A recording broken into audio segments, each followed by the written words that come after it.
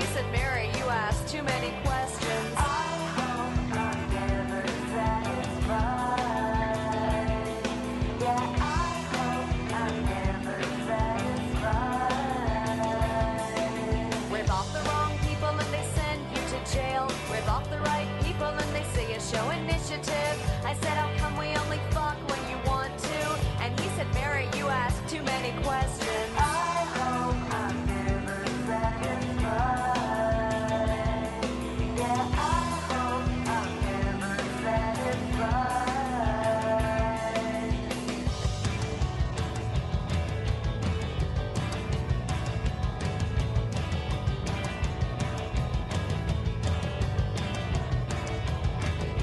Piss on the wrong people and they send you to jail. Piss on the right people and they say you're an artist. I said, how come you never tell me you love me? He said, I don't, and that's enough with the question. I hope I'm never satisfied. Yeah, I hope I'm never satisfied. And it feels so good to be misunderstood. It feels so good to be misunderstood. It feels so good to be misunderstood. Yeah, it feels so good. Yeah, it feels so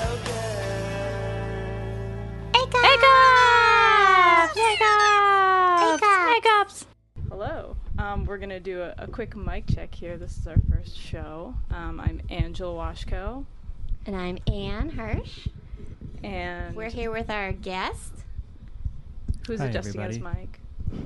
I'm Nate What's your last name? Nate? Hill. And we're A-Cups! Woo! And we're going to be doing the show weekly. Just getting used to the studio and a little bit of a rush to get in here. So yeah, we're a weekly podcast running through August. Each week we'll be inviting a guest to talk a little bit about what they do, discussing the ways in which feminism intersects with pop culture. And this week we were psyched to have artist and provocateur Nate Hill. Do you want to say something, Anne? Yeah, so I think that before we get into our topic every week, we kind of just want to start off with a current event of sorts, something that we've seen in the news, on our Facebook feeds that we want to talk about. So this week, Angela brought in something that she wants to talk about. That's true. So last week I was reading in the news about, well, I first saw it on Gawker, but then saw it on several other maybe more reputable news sources. And the title of the first article I read was something like Texas hooker gets killed or something. But this article from the New York Daily News is called, has the title, Texas Prostitute's Jilted Killer Acquitted, was trying to retrieve stolen property, says jury. And I was just going to read a little bit about it, and I was thinking maybe Anne and Nate might have something to respond to it. Sorry, just getting used to all this shit. I think we will. Okay, so Ezekiel Gilbert, 30, facing life in jail for the 2009 death of Lenora Frago, 23, near his San Antonio home. Got off even though he shot her with an AK-47. An AK-47.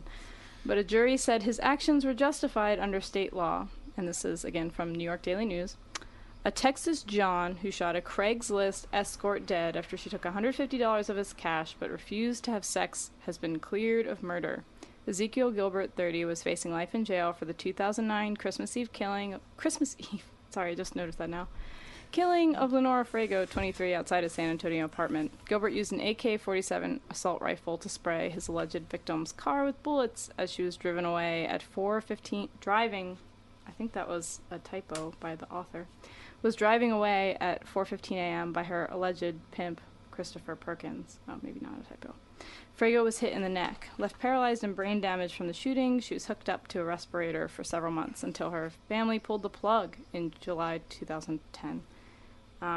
A Bexar County, Texas court jury on Thursday took 11 hours to acquit Gilbert, saying his actions were justified because he was simply trying to retrieve stolen property, the $150.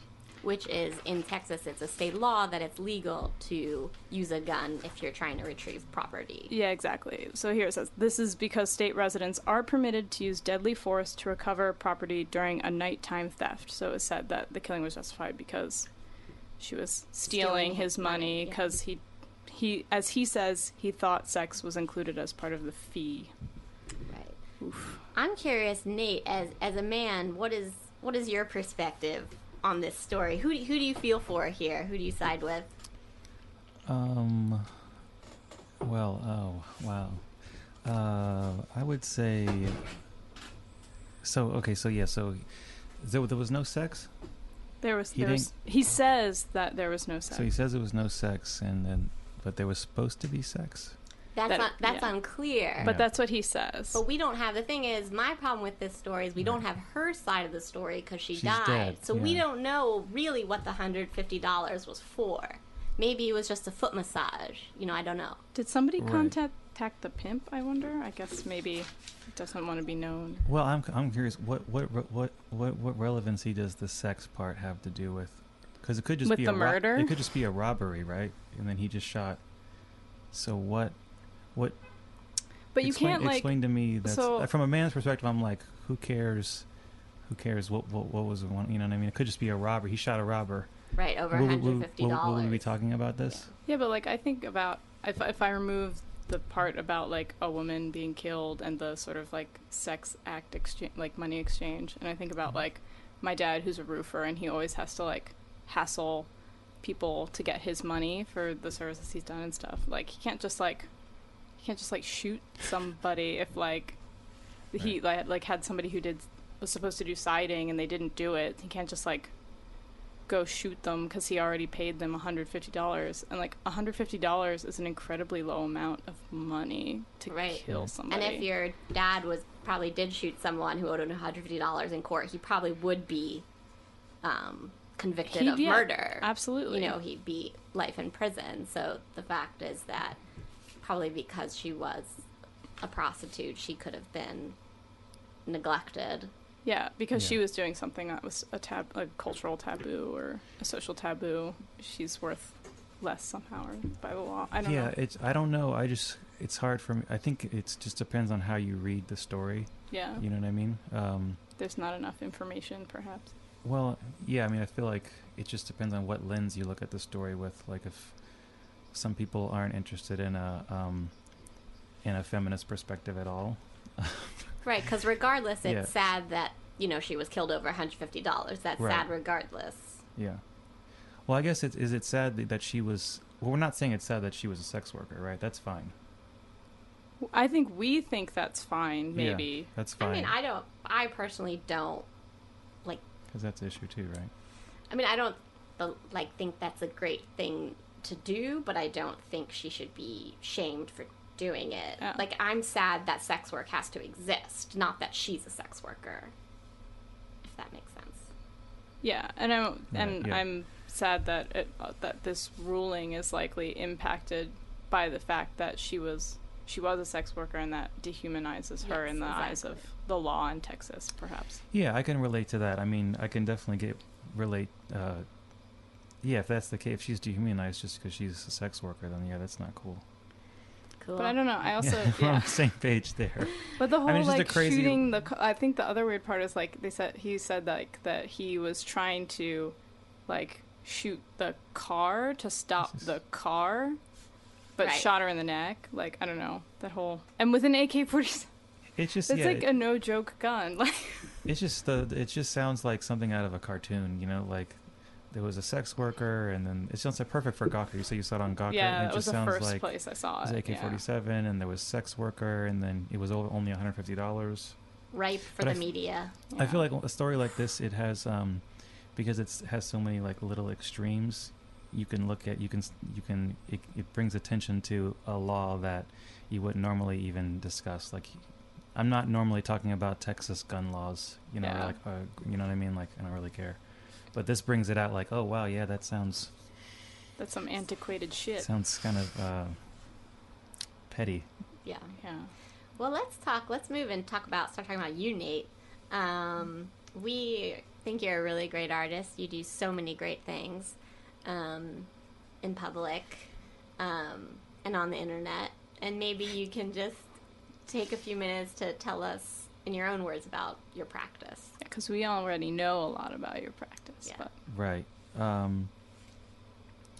Well, I like to work, and I just wake up in the morning and I'm like, where can I do, and where can I do it? So usually, I'm kind of a direct person when it comes to doing art. So I usually just think, let's see, where am I going to be today? Oh, I'm going to be on the subway. Okay, well then maybe I can do something while I'm riding the subway, I usually I'm sort of impatient with my approach. I'm not really, the way I look at art, I'm not really into the long game. I'm more like in short, like what can I do today and what can I do this week, and so that's kind of influenced how I've gone about things in my disregard for galleries and just like doing things on it, because it's just I think I just need immediate I need that immediate performance, so so usually I put most of my energy into either being on the street or going the subway or just doing things with people who can contact me on my phone, or doing something online, that I can just do. But I admire artists who are into the long game, because I know there's many of them out there. Do you mean like longer term research projects, or like? Well, just like, yeah, like, or just more like longer, building a relationship, like with the right people or with like a gallery, or just like kind of that trajectory where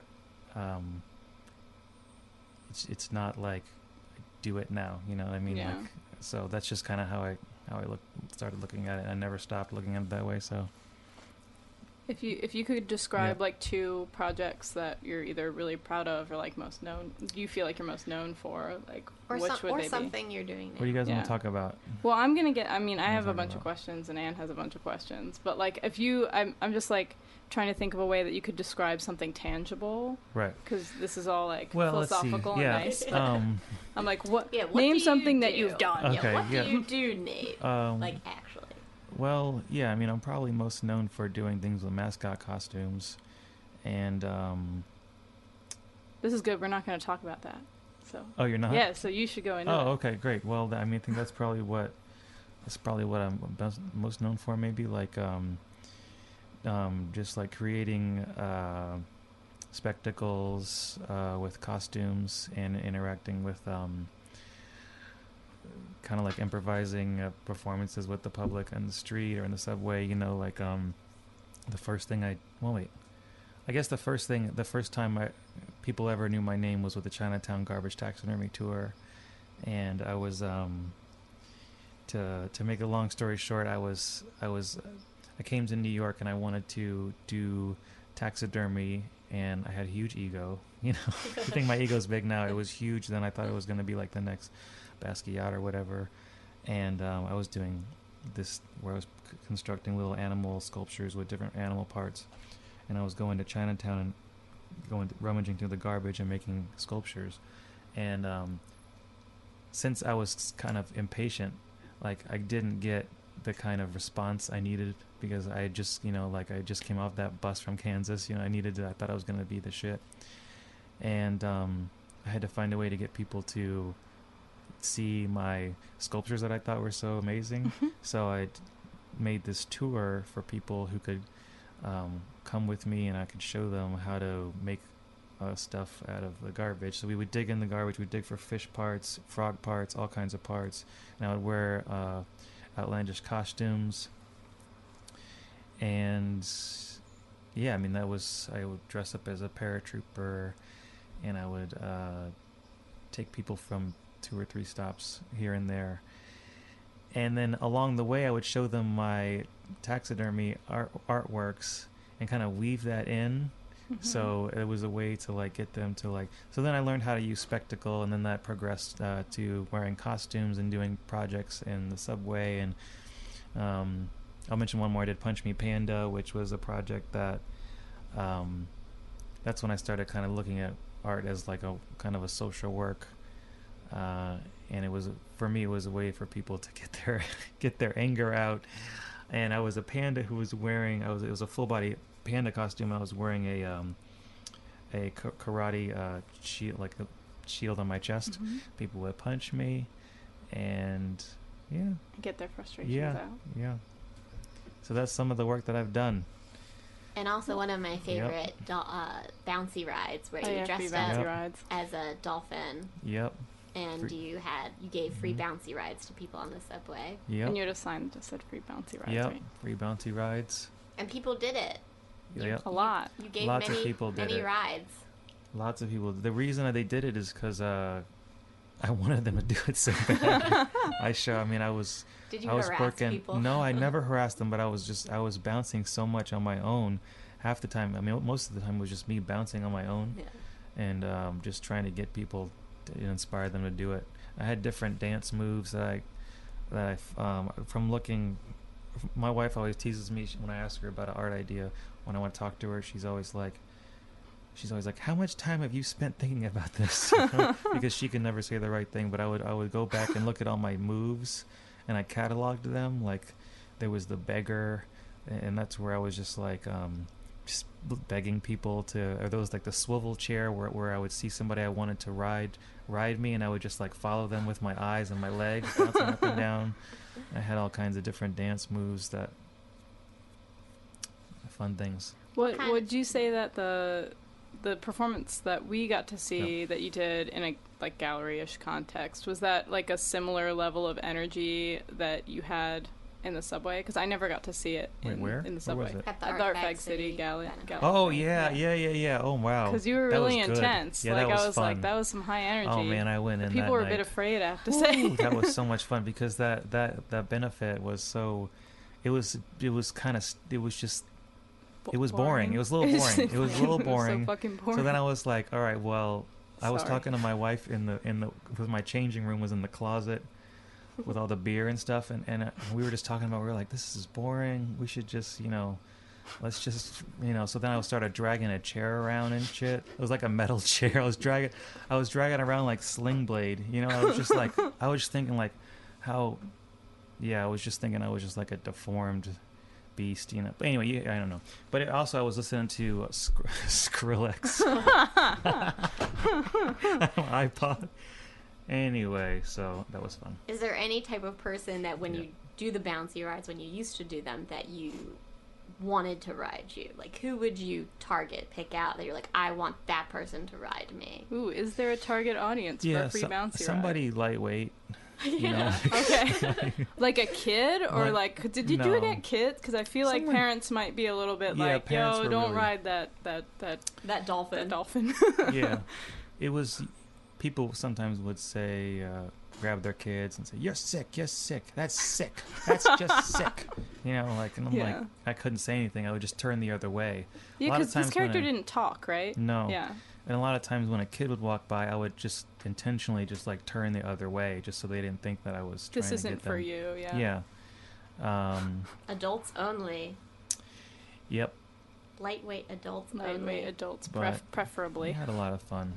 So Angie, maybe you want to talk about some of the projects of Nate's that you're interested in. I'm especially interested in this sort of recent trajectory you've gone on, and I'm just gonna go through a couple projects, briefly describe them, because not everybody knows has quite the relationship with you that Anne and I have. So, and then I have a couple questions. So I wanted to talk about White Girl Super. Oh, and also correct me if I like describe them poorly and elaborate if you need to, or overgeneralize. But I want to talk about White Girl Supercut and two of your Twitter handles that are devoted to rap singers singing specifically about white women.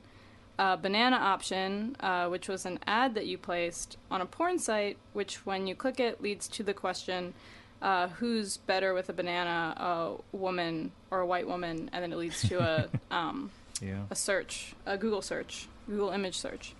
And then also White Power Milk, which was actually the first way that I discovered your work, finding it on a gaming forum, which was an online site which appeared to be a business that sells milk gargled by attractive, supposedly well-bred white women. And so I was interested in asking what brought you to this preoccupation with the relationship between beauty standards and race. And because Anne and I work a lot with, I feel like I sound really loud, sorry. Anne and I work a lot with beauty standards. And I feel like most of the people that I know and most of the artists in art history that I know who work with standards of beauty around women are typically women because it's something that they have to deal with all the time. So I'm wondering, like, what brought you to this sort of intersection between race and beauty standards, and maybe also what have been some of the reactions to these projects. Yep. That was great. That was good. Thanks. I really thought about it. Yeah. Well, let's see. Well, first, I think. From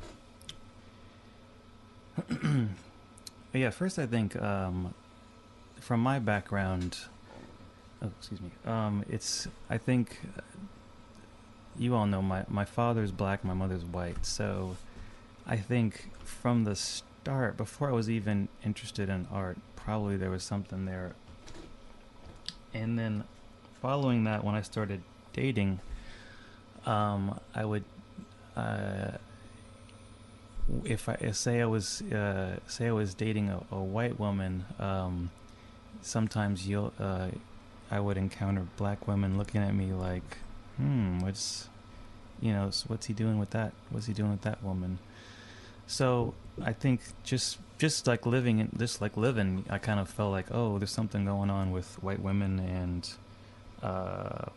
people who, black men and white women, from those two standpoints, I think that I was interested in the topic just to begin with.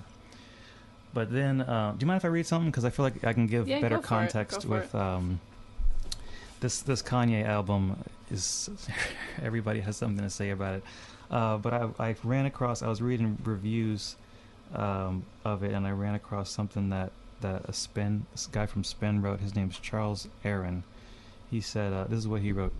He said, Kanye doesn't eat rappers, he consumes what rappers try to represent, not to mention musical genres and musicians and cultural points of view and the media's ability to micromanage the conversation. And yes, white women, lots and lots of white women, rich white women in particular, because if America and the Civil War were about slavery and money, and they were also about white men having dominion over black women in even more intimately vile way as a further form of punishment and penalty and control freakism. So yes, Kanye fucking white women is about bluntly referencing Black Panther style reparations for all that shit, but it's just as much about him being a 21st century celebrity narcissist monster who feels misunderstood and persecuted because he wants to fuck everything all the time in every sense of the word, just like those white men. So, yeah, I mean, like, white women as, like, reparations, I think white women as, like, a status symbol, those are just the things that are kind of floating around in my head, like, what... Can I ask a question? Yeah, but just one more thing before I get in trouble. Like, I was talking to Jen Dalton about this, and she, like, the first thing she said was like, "Oh, well, you're talking about, you say white women, but you need to be more specific. You need to say like young white women, young women who are from a specific look, a specific age, because I think she felt like I was generalizing too much when I just say." White women, but you're responding to like anyway. The cultural sort of use of white women, like when I look at your Twitter where you're retweeting lyrics where rappers are talking about fucking white women, like they're not saying like I want to fuck a like blah blah blah blah blah white women. It's like generally like white women blah blah blah, like it's like I don't know, it doesn't feel specified. I feel like you're responding to a cultural phenomenon. Right, and also that white women as a whole might be so pedestal that it might not even matter what they look like, their age, things like that. Well, yeah, I mean... Sorry, we're treating you like the expert of this, so... I mean, yeah, I'm not really... I'm not an expert, though. I'm just like... You're like us. You're like doing sort of research, Yeah. experiential research. None of us are. No one's an expert. Who's an expert? I think the way I look at it is like, I'm just like looking and seeing like what I'm hearing, what I'm seeing. Yeah. Like, okay, this is what I'm hearing, this is what I'm seeing. So, I just want to take that information, and put it back out into the world. Just like that. I'm trying to analyze it in my own way. Well, But yeah, I mean, in terms of like, why, I don't know. It's like, sometimes I think, yeah, I mean, there's also like a thing where like I don't know if you've heard this, but I've heard it from time to time, like black men, they can't like get the best looking white woman, but so that often you see them with like not great looking white women. I don't know. I've heard that before, and I'm like, wow, that's kind of harsh. I wonder if that's even true. Well, harsh in what way? Yeah. Like harsh to who? Like I don't even. Is that true? I don't really know. Yeah, I don't feel like I pay attention to it that much. I mean, I don't know. It's just something that I've heard. I mean, I feel like white women are often like pedestaled in a way where it's just the fact of their skin color that makes them sexually desirable to others, not other factors, but just the idea that they have this privilege with their skin color. But because of my extensive 6-season watching of Millionaire Matchmaker, it's very interesting to me that a lot of the requests are for like someone that is exotic or quote unquote dark skin. So I don't know. And I think it feels like the exotic. I mean, that's happening on both sides. I feel like this like sort of exoticizing of the whatever the other is. And I think like this term like exotic has come like recently. Like I think that someone like Jennifer Lopez is someone who really opened the door for sort of other women, but it's a very specific kind of other woman who's allowed to be sexualized, and only in a certain way. She's seen as exotic, curvy. Yeah. Yeah, and then she becomes an archetype that people can quickly like sort of like, I want curvy. Yeah, like, I want big ass. Blah blah blah. Eva Mendes, Jennifer Lopez. Yeah. Yeah, with with banana option, that was. I was looking at, it just. Well, I guess maybe I wanted to like find describe with banana option because what you did, you Googled like woman with a banana, white woman basically, with a banana. I was just looking for a way to talk about how, a lot of the porn that I've seen, it just like has like a lot of white women in it, and even when it would be.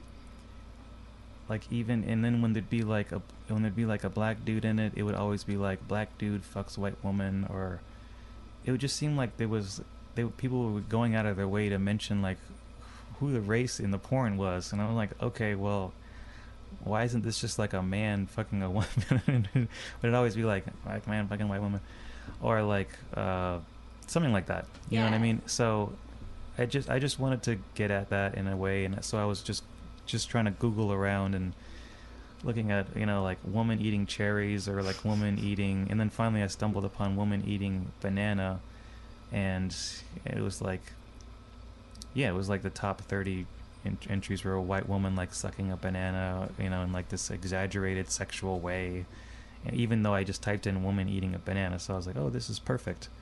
So I just wanted to get at maybe like who's the sexiest woman, like who I think it just comes down to like just kind of like, I don't know, I hate to say the word, but like white supremacy, and it's just like, that's the world we're living in. Like, that's the sexiest woman. She's a white woman, you know? Yeah, or that the default woman is a Yeah, white it's just woman. like the unspoken unspoken Yeah. just ends up being white, and that anything else you have to like preface it with a is an other Yeah. in some way. But yeah, I think that like when you're talking about pornography, I think that pornography is like one place where it's so heightened what everyone is, because everything is like so described, like, you know, white guy fucking black woman, and that means a very specific thing. Like, that's a very specific fetish. And likewise, you know, white woman getting fucked by black guy. But if there's like two white people fucking, I don't do the porn thing so much. So I'm like, I have a legitimate question. Like, so if it's like, it's not gonna say like white guy fucks white woman. Are you gonna find that, or is it just gonna say like two people fucking? Like, what's that. the? Well, Yeah. it usually like sometimes it would describe if it is. Yeah, then white, it'll describe the scenario, it'll describe right? the woman. it will describe the cute woman blonde. like Okay. cute blonde, Oh takes shit. small. So then tits. the that's man right. becomes like just like a Right. whatever. The Okay. man is just a Interesting. man. Yeah. It's not like short, man. short, Yeah. ugly man. I guess yeah. Jesus. But Oh, yeah, I mean, it's, I don't know. Well, what it Maybe just- I think with white. Do you want to talk about white power milk? Yeah, I wanted to talk about white power milk because I found it on. I found what I was really excited about, and I ended up including this in a show that I curated later, or tried to, and then we worked something else out. But I found it really interesting when I came across it, because I found it in the context of like a video game forum, and people were debating its. Well, people took it at face value as like something that was actually happening, and then what they were doing was what. Do you sorry. want? So white power milk is basically Oh, yeah, Nate has has white women that are supposedly well bred, Yeah, they're, like, gargling milk. well bred, and I list their upbringing, their families that they come from, their hobbies, you know, things like sailing or, Yeah. you know, there had to be some humor in there too, right? It's like archery or something, and then it would say like Yeah. what school they went to, their high school, and it would always be like a very prestigious high school. So then, so when I came across it, And- it was and he sells the milk. yeah. They Then he gargle sells the milk, Yeah. So it and then looks he like sells a it. product. Sell it, on the and of course website. the price would be, it's exorbitant price for just like a very small amount. So like an ounce was like $200. And Yeah. I could also sell videos of them gargling it. But go ahead. But yeah, so I found it on this gaming forum. Somebody had posted it and been like, "What the fuck? This is so crazy. This crazy like white supremacist crazy guys is selling like ugly white girls." Like the immediate like response to the community was like, "These girls aren't hot." Like he thought that this person selling it's like it's a sham because they're not hot. And then I was like, "What the fuck?" And I click on it and I'm like, okay, this is an artist. Like I used to work for the Yes Men, so immediately it was like, okay, this feels like satire. And I go through it and I'm like, oh my god, like there's the way people are finding this. They're like really think that it's a valid thing, and they're not just like being like outraged that somebody would do this. They're being like, yo, I wouldn't fuck that girl. Like that girl's fucking ugly. Like whatever. Like did you see number 3? Like her nose is fucked up. Yeah. Like There's it became a one- criticism of the women in it. That's true. There's one girl on it who was a favorite, and I would always tell her like, she actually got a stalker too out of it. Like she got somebody, No. she got somebody who found her, and like she used her real name too, and I think she was kind of shit. resentful of that, Oh, or not wow. resentful, but regretful. Yeah. But yeah, there was one girl who was favored, and she's the one who looks most like like not porn, but like, you know, just like she looks like Cheesy. yeah, like maybe she would be a Hooters girl or something like that. You know what I mean? Well, I think the way you presented the women on the website, also you had them really with no makeup, their hair slicked back. Yeah, this kind of So natural really, beauty yeah. thing that everybody says they want, but they don't really want. Right, because I know a lot of the girls, and you know, they're very beautiful girls, but the Yeah. way you presented them was just very raw and real. Yeah, one of them didn't like her picture very much because she looks better with her hair down in the air. With her hair back, she didn't like it at all. So, but yeah, I mean that project,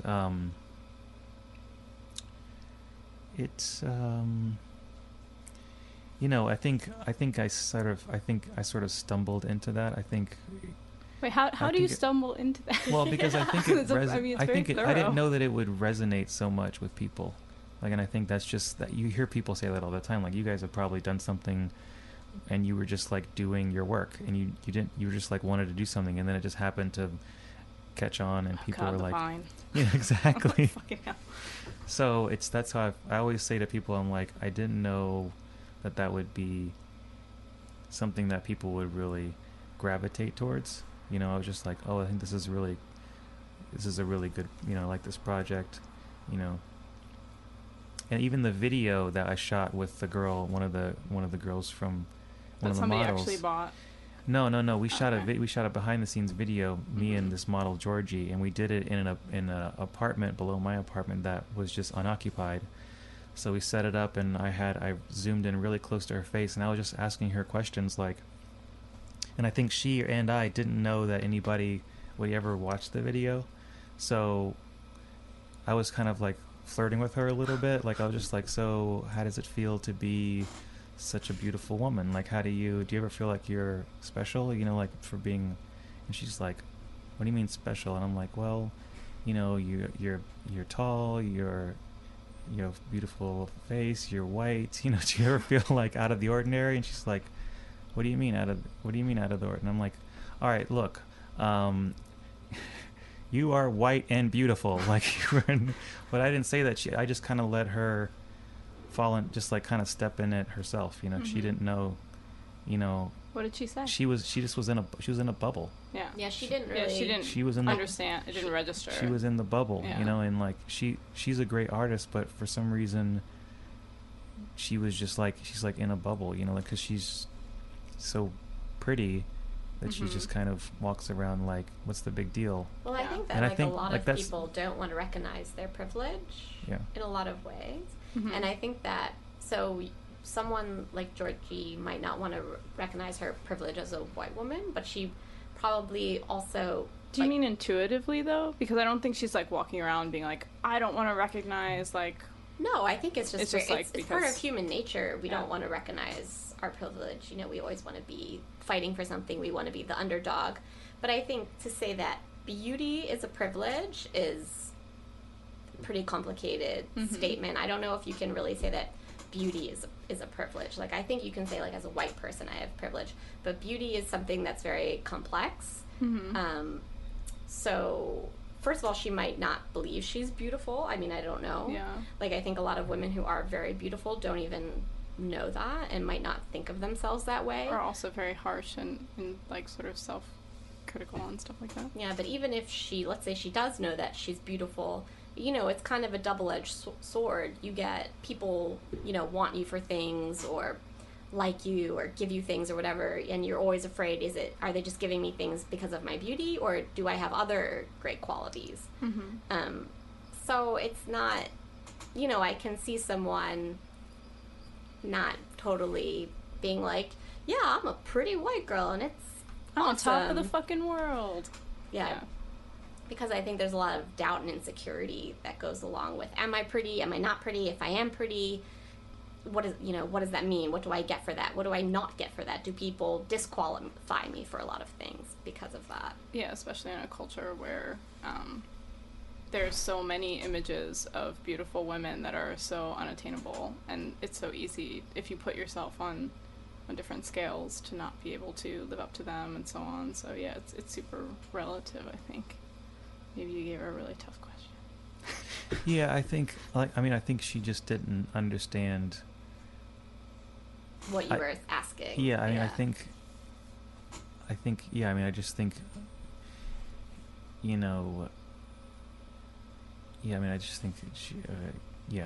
she was just kind of, she was in the wrong place at the wrong time. And I mean, the funny thing is that we edited it together, her and I and her friend, because they're video artists.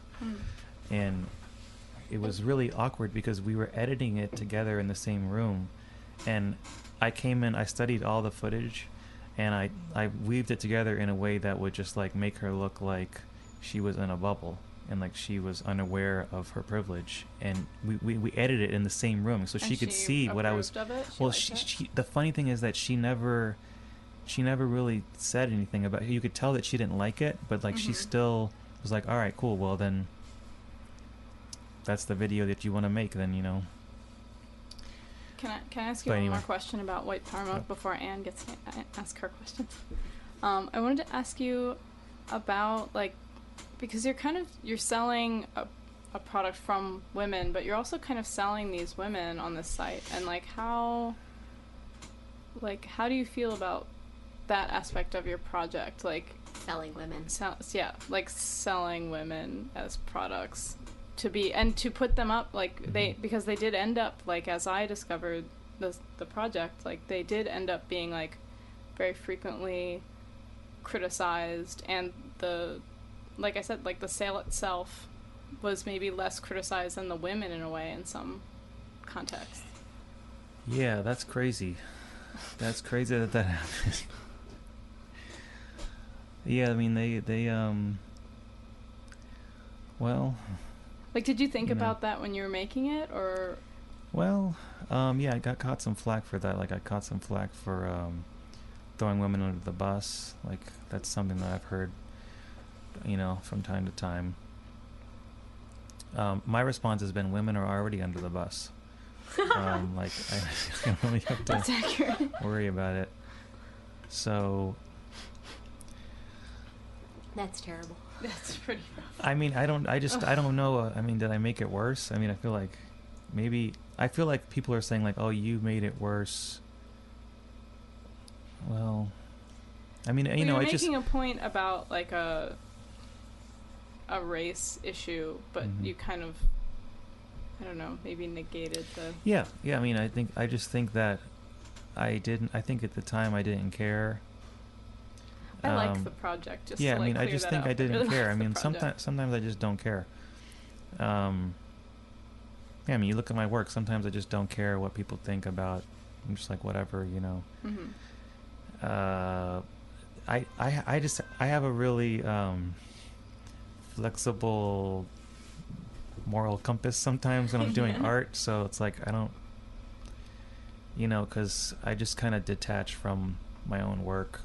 So it's like a persona. It's not meant to be. I mean, it's just your personal dogma or whatever. I don't know. I don't really.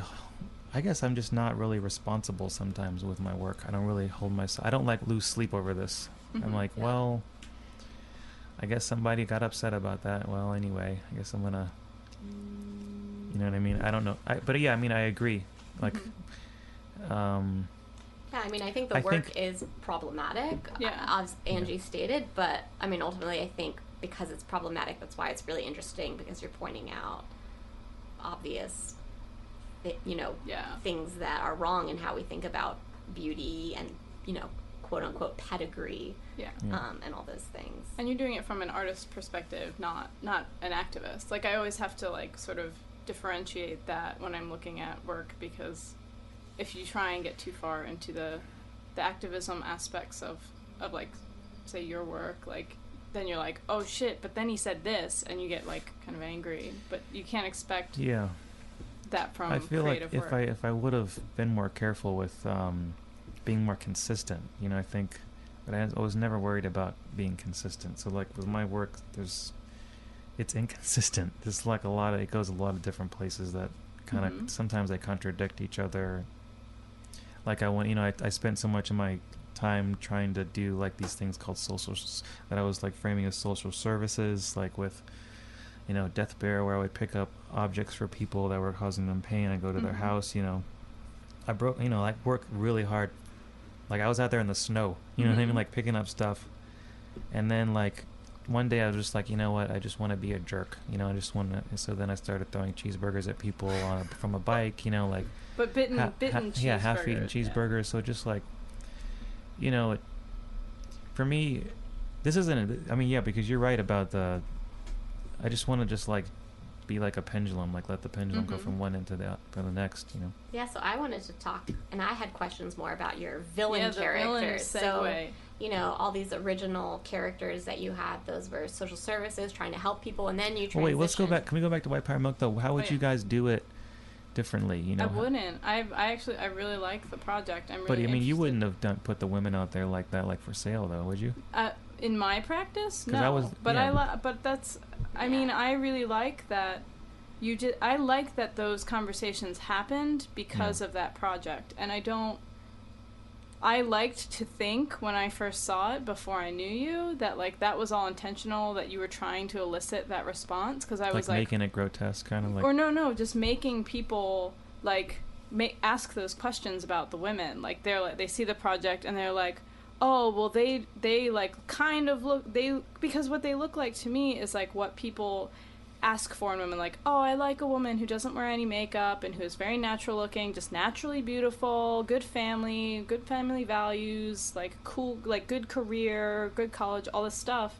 And at the end of the day, that's like it's not what they actually want. They want the person that like dresses themselves up to look like that. But anyway, so I thought it was interesting that it created all these conversations about what men want and expect from like a site that advertises hot women, and Yeah, like that's what I've heard. in all of these different like odd places like gaming forums and online journals and stuff like that that art doesn't always exist. Like your project somehow managed to infiltrate spaces like you do in public space. Yeah, you know? I mean, yeah, it's funny that they say like women. You think you want a woman who looks like she's not wearing makeup, but really you want a woman Yeah. who's wearing like just a ton of little makeup. makeup, right? Like. Or makes it look like they're wearing a little makeup, Yeah. but they're wearing a shitload of Yeah. makeup. Yeah. Yeah. Well, yeah, I mean, just. Again, I don't know, I watching mean, a lot just- of reality TV. I think like White Power Milk was influenced by porn a little too, just like looking at, just like women served up on a platter. You know, like oh, you want this kind of woman, you want this kind. We got this one. Yeah, we got click, click, click. we got blondes. We got big this. We got small this. You know, Yeah. we got Poo-poo platter. yeah. Do they got I mean, A it's like- cups? Do they you can- describe A cups? they- yeah, they don't call them A cups though. They call, well, like What do they call it? I can't say. Why not? Please? Come on. We're all friends here. They just like say tiny Tiny tits titties whatever, or yeah, something? it's like- Alright. Anyways, Tiny titties. so on to my questions. So I want to talk about you being this villainous character. So in your initials project, you ask what you refer to as internet models to initial your initials onto their bodies, and then they email you a photo. And the ones that you post on your website, it's on their chests, on their butts, on their torsos. So a lot of the photos are in very provocative, semi-pornographic poses. And that's a photo project that you did. And then also more recently, you did this villainous project called Creep, where you were just out and about at bars, wherever, and you found women, and you would ask them to pose for what you called a symmetry project. So you would hold a tape measure up to their faces. But really, you were just, photographing, these beautiful women and then narrating over their photos in a YouTube video that you would create, sort of serial murder-ish phrases. Like I want to just read an excerpt from the things that you would narrate over the photograph of these girls. You would say, "I need a bunch of girls in my world. I don't know why I need a bunch of girls in my world. Need another. I want everybody to see that I got another. Got another." You're saying it in such a cute way. I can't talk like they talk. Go ahead. Okay, got another. Wait, Need another. will you read it, Nate? I No, don't I even forget know. it. I don't even normally do this kind of thing. This kind of girl. I was like, I don't care tonight. I need one. Yeah, I mean, you I'm want to gonna talk go about get that one. it? It's yeah. I mean, that's, I don't know. What do you guys have any like impulses that? You guys don't This have is any, another project that I, on have paper, any- should hate and still any really like. nasty. Well, sometimes you just want to kill somebody. You know, like sometimes No. No. yeah, I mean, Not particularly. I think say. I have like a real dark side, Mhm. and in the beginning, I was able to get it out in a funny way, like with Right. free bouncy rides. I mean, I was able to like do it in a way that was funny, and like was mediated by a cute costume. But Yeah. like, I think a lot of the times I was really just there's just some dark thoughts, you know, like Yeah. with Punch Me Panda, like it was just a good way for just to get real, you know, it's like real physical with people, Mhm. and just like I don't know. I'm not afraid. Why be afraid of? You know, sometimes you want to have dark thoughts, and I like See? to express I them. mean, I'm not. Like I know that it might look like, oh, this is garbage, or like, you know, this is like really bad. Like this No, guy. let's just this assume guy- that we think Yeah. everything that you do Yeah. is awesome. Yeah. First of all, Because so I we're do not think- criticizing. yeah, we're we're not- not like that. yeah. This is So, shit. No, that's like I not mean, where we're it going just with that. you know, sometimes I think that people who are really nice are just like they're just They're like fake. acting, you know. It's just like they learned how to Yeah. just like act nice. Yeah. And like I'm learning how to like act like I'm learning. Sometimes I'll take extra steps to like be nice to somebody, and then like they'll be nice back, and I'll be like, wow, this is why people do it. Like it's like a nice game, Yeah. you know. Well, because So, you but always say sometimes- I'm so nice, but for me, Yeah. it was really a huge process of learning how to be nice. So when you tell me Right. I'm such Yeah. a nice person, that's always very shocking to me because I think I'm a bitch. See, I I'm always just- think I'm nice, and you think I'm a jerk. Yeah, that I also I'm don't like- get either. I kind of get but it. I do. I mean, sometimes I feel like hurting people, you know, like Yeah. like that stuff that I said on there was just me just getting in touch with like a real angry. So this is not a character. Like I was imagining just, that like, you really- created this like rapist, angry character, like this person with all. But you, but this cares? is tied. No, I gives care a because shit? Like, who this cares? is tied to like your like personal thoughts, in a way, a artist's depiction I mean, of like some I said, like personal it's dark just. shit. I think sometimes. I mean, sometimes I think that's why some people were attracted to me after those projects, because they could see like they could kind of relate to like the sociopathic Yeah. kind of Mhm. nature to it. And so I got some Twitter followers who were like kind of who were like wanted to talk about that, like, yeah, you're I'm a bigger sociopath than you, man. Like, and I'm just like, okay, you know, like, That's wow, cool. you know, it's but like it's just Yeah, I mean, I was attracted to this work because it seems so honest. Like you're Mhm. getting at something really honest that I think is socially ingrained in a lot of men. I think violence towards women is unfortunately socially ingrained in a lot of men, and a lot of men are really hesitant to admit that. And why I like this project is because you're like, no, I'm going to go there. I'm going to Mhm. say all these things that I feel. And I think a lot of your projects, going back to White Power Milk, and then with Creep and Initials, this idea that for a man, the male ego is kind of caught up in this idea of owning a woman. Mhm. And I just said that in a really Yeah. Baltimore way. Owning. Owning a woman. You know, and with... it's exciting. It's like just exciting to have. It's just, I mean, I'm not gonna lie. It's exciting to have women. You know, it's exciting to have just to have them. Yeah, You know what I mean? So like, yeah, the yeah. Initials thing. You know, it's just, it's all the same. well, And you can see it. You can see it with White Power Milk too. You know, but I never tried to disguise it to be something that it wasn't. Yeah, It just, no. it's really out there. That's why I appreciate you know. it. And I think with the Initials project, I didn't say this, but the way you like encapsulate a lot of those photos is you put them in these symmetrical, almost Collage. like Leonardo Yeah. da Vincian diagrams of like perfection and symmetry. And the Creep project, a lot, the premise is about finding a symmetrical woman. So it's almost like you're trying to find these perfect symmetrical women, because symmetry somehow is this way that you're assessing a woman's perfection, like her value in a sense. So it's like the more symmetrical or perfect way that you can find a woman, the more value she has, and thereby the more value that you have as a man for being able to collect and own these symmetrical women. Yeah, 'cause Yeah, you're literally I using think- like measuring tools as a Yeah, symbol. and but it was also like I wasn't doing it alone. Like they were always, even though I was tricking them, they were somehow in some ways complicit with what I was doing, because they were like Well, yeah, it's a system that we all buy into. Yeah, that's what I'm Yeah. saying. Like, Yeah. I lured them into, and that's exciting. I mean, that's just the dark side of the work. Like, it's just luring. It's just it's just my dark side of my personality. You know, like, I have a dark side and a light side. You know, that's just like Yeah, the dark yeah. side is like luring women into. It's just like some serial killer stuff. You know, like so. So you lured them by. Anyway. Wait, I just want to ask. So you What? lured them in by, like, sort of giving them some idea of their own, like, Yeah. physical And value. you just like lure them Yeah. into the project, and Yeah.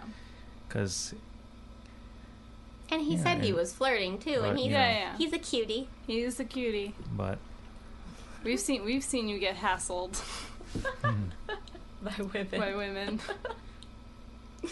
um, but I can't do any of that anymore because I'm married now.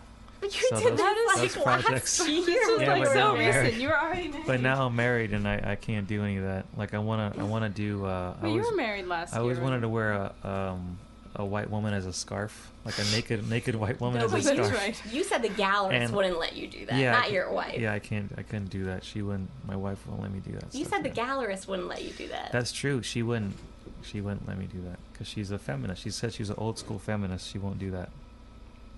Did you find a woman who is, like, physically No. able and willing? No. But if you're out there, you can Yeah. email me. How much Good weight apple do you pie. think you can wear around your neck? 150, Maybe she had to be a small, 90. 90? but 100? Well, Have you tested with other objects? Sorry.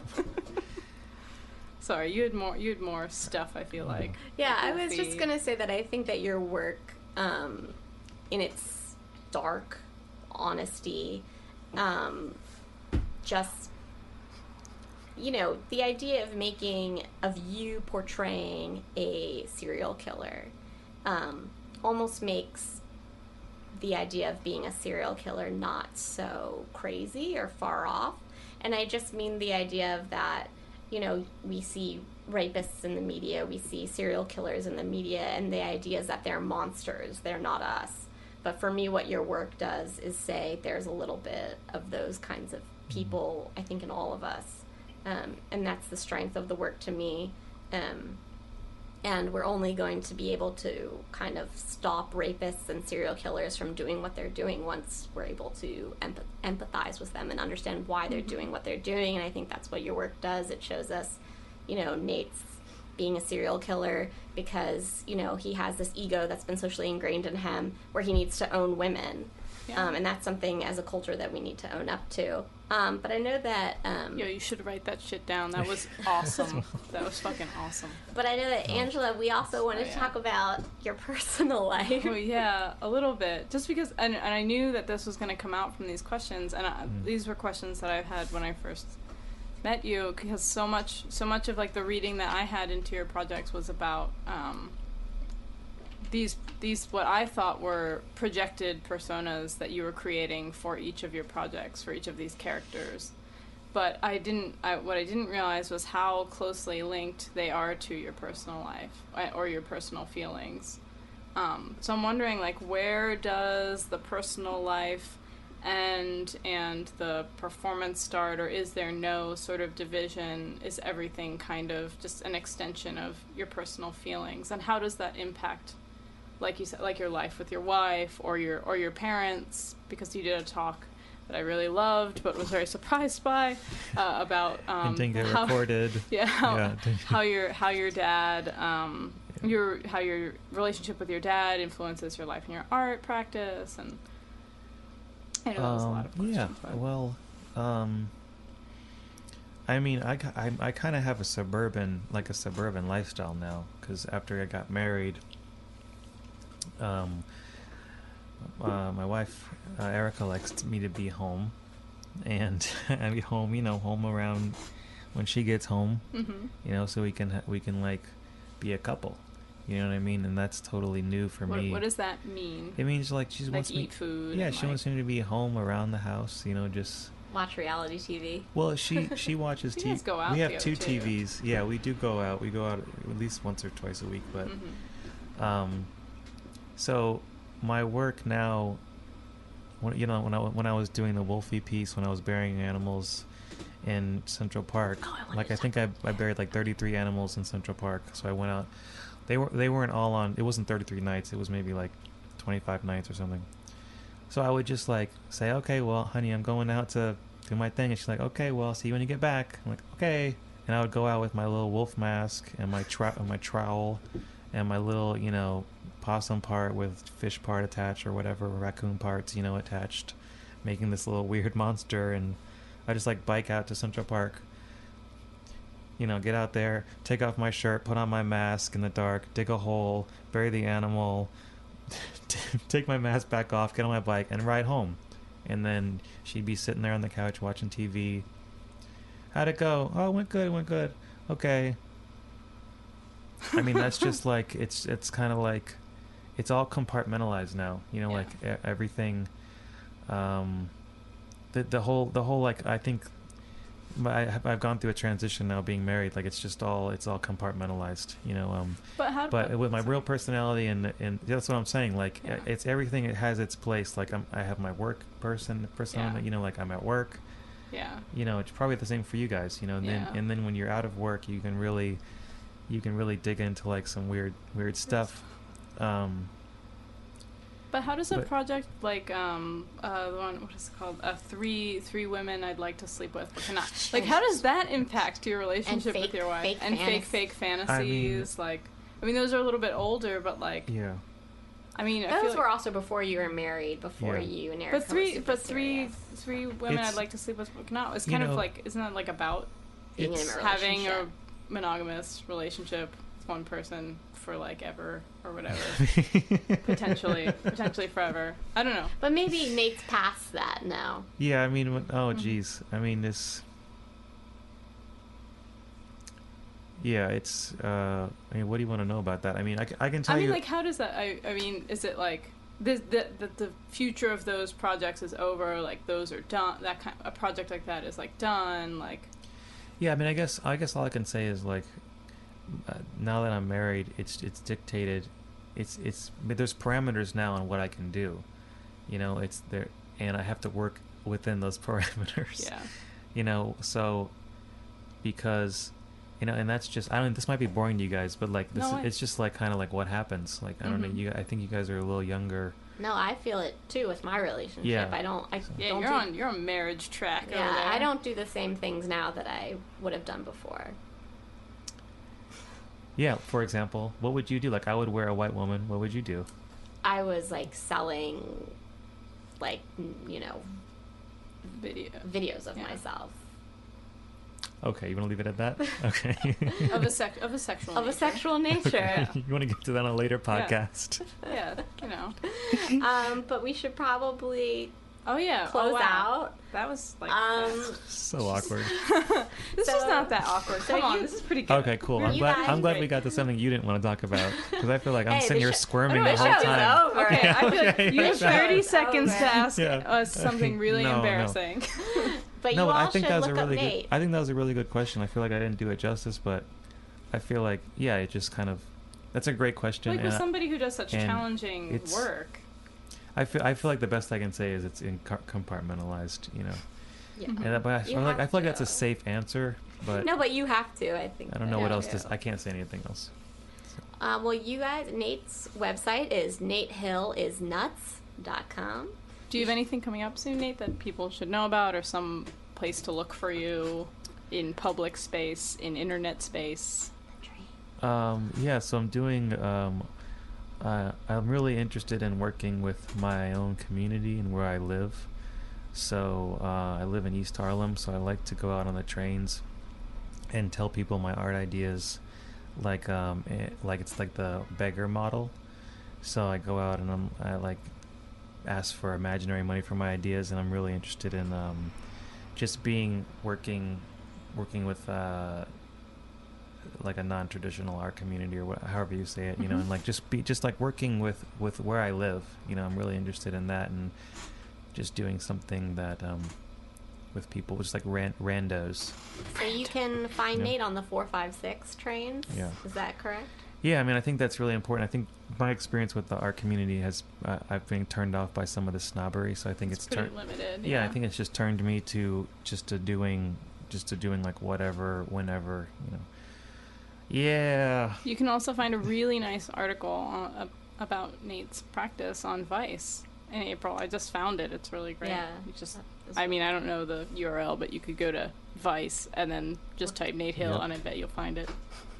Oh, so the website for our show A Cups is acups,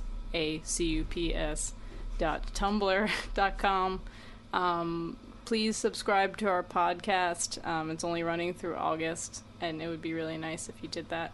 And we're going to have a lot of great guests and a lot of great feminist banter. Oh, yeah. Oh, and my boyfriend has an exhibition that opens up Saturday, Oh my June God. 22nd You're at so Flux in love. Factory. Listen from to her 5 voice. To 9. What? You're so in love. Oh, shut You up. can hear it in your voice. I'm jealous. Cute. Oh. Why are you I'm jealous? jealous. I used to sound like that. Listen to my voice now. Yeah, It's whatever. Yeah, oh, sure, that's why you're man. jealous. Yeah, I don't know. Yeah. I just made a Tumblr of him looking bored in neat places. So Okay, he's Okay, and excited about that. we are Angie and Anne, and this is A Cups, and thank you for listening. Yee, A Cups! Bye. Cups! Bye. Cups! Bye. Cups! Bye. Cups! Bye.